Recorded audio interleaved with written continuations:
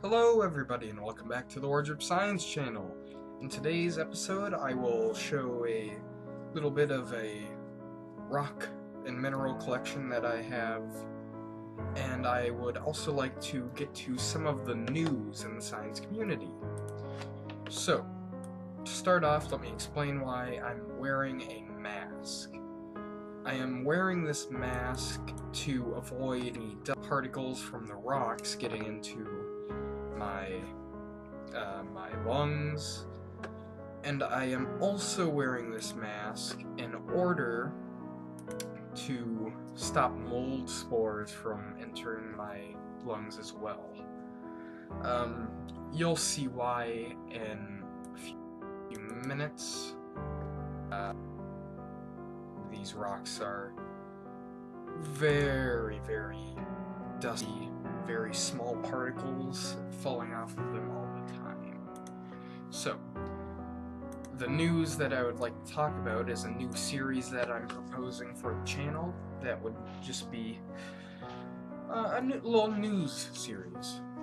So, to start off, here is one of my minerals in my collection. As many of you will be able to see that this is very plain, and that's because it is coated in a lot of feldspar, which is very natural occurring mineral in the California area. And then inside is a mixture of mica and clear quartz lining the entirety of the structure. Very dusty. My computer is actually very dusty because of it now.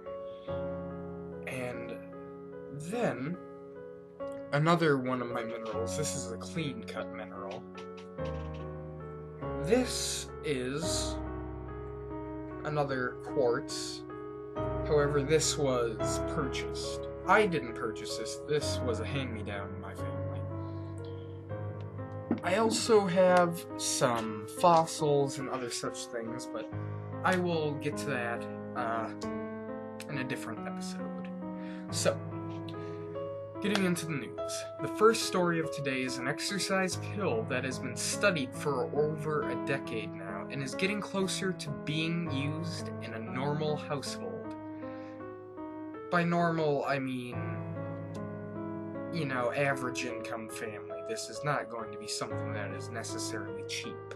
This pill is called GW50151, or the exercise pill, and works by changing the body's metabolism from using sugar in blood for exercise to using fat deposits in the body. And using the body's fat reserves, it also increases the time that you are able to work out, because when you're using oxygen, you're also you then start to ferment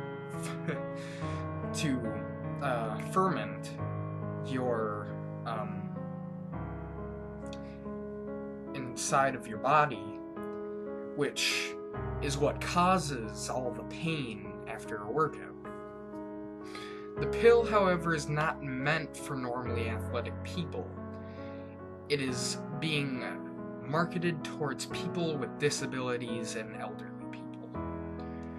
Our next story is on trees creating air pollution, which is not very common, and it's not something that you would think to hear of.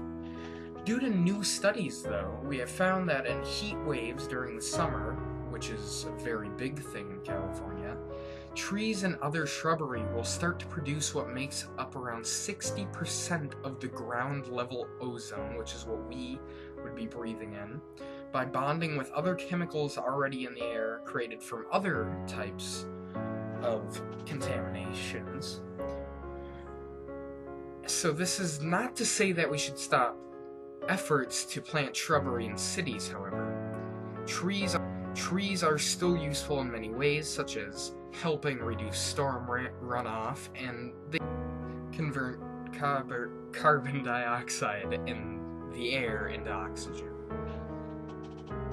This ozone layer that they will be creating is a very minimal effect that they are causing. It's mainly on humans to fix this problem, not trees.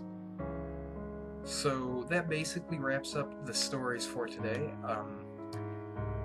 There will be some lab reports coming out for me, even some possibly in some local news, based on Chromium-6 reports. That's going to be it for today.